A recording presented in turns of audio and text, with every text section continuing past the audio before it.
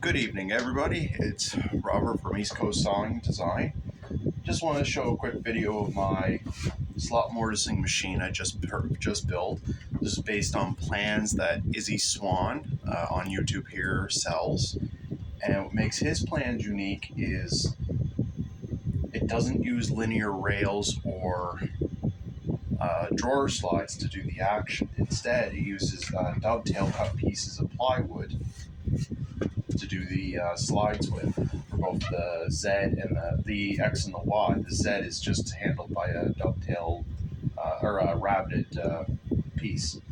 So I'm going to take the top off here so you can see a bit better action on the motion. It's currently clamped down to my tabletop. So just 1 second here.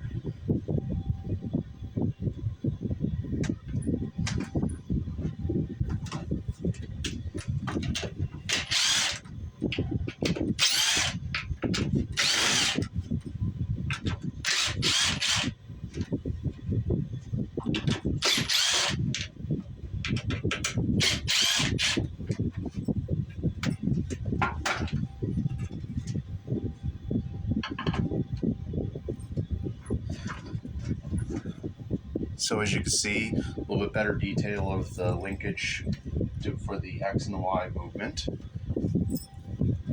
It uses cranks to actually initiate the motion. So the front one does your depth in and out.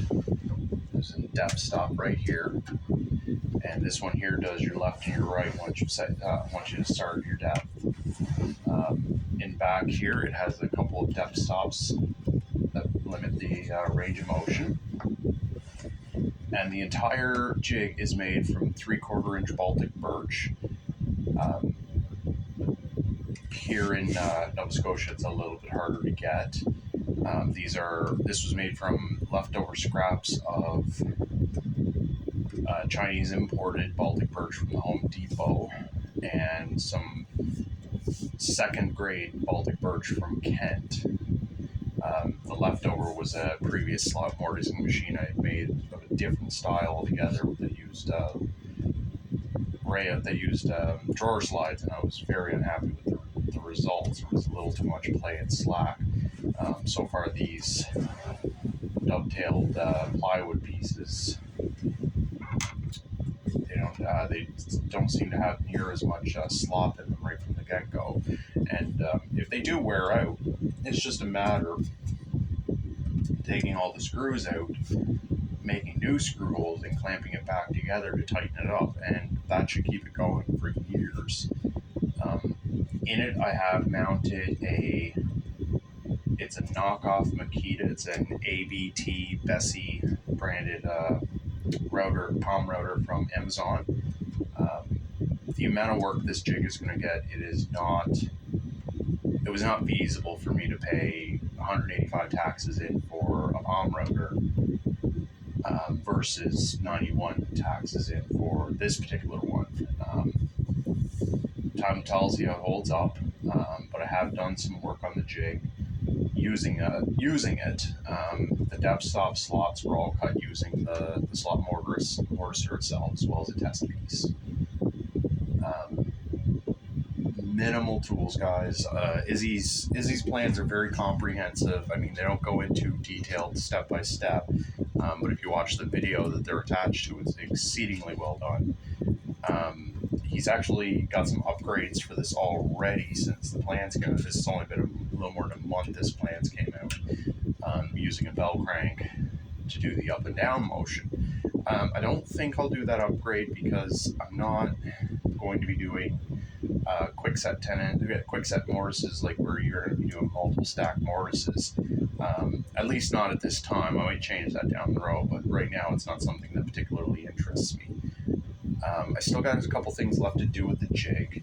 I need to make some knobs for the depth adjustment and the height adjustment, and a set of clamps for the table. The table is just one big bare top, and it's not very conducive to clamping down the work pieces.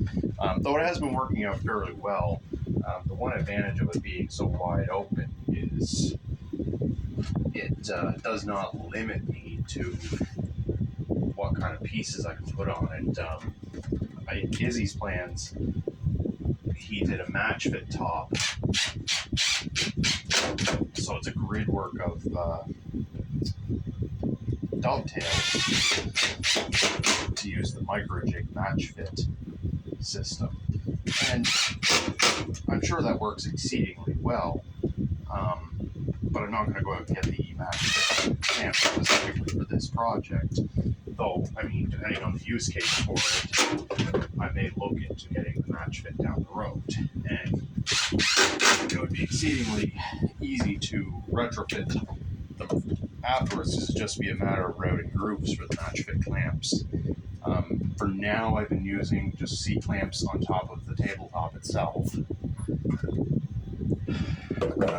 Just directly on. It's very rare. The amount of motion this has, I'm not going to be using a lot of. So it's not too bad having to clamp it down the way I have. So if I just clamp down my workpiece using a couple C clamps or my clutch clamps if there's any available. That's one C clamp.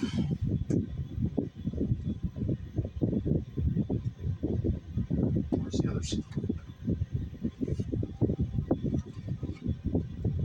No, there it is.